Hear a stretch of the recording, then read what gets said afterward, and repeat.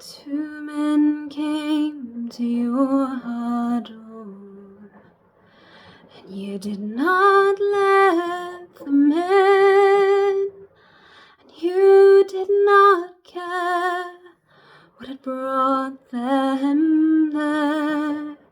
They were bones covered out with skin. When you looked again, they were 5 and 10, all sighing a sorrowful sound. Did you hear the knell of the warning bell, or the howl of a hunting hound?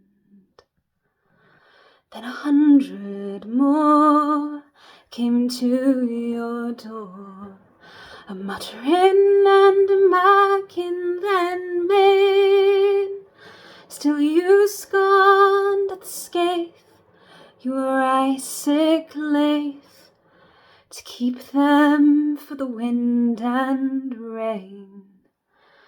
As the night grew long, did you hear the song roar like a ralliach tide through the rising flood?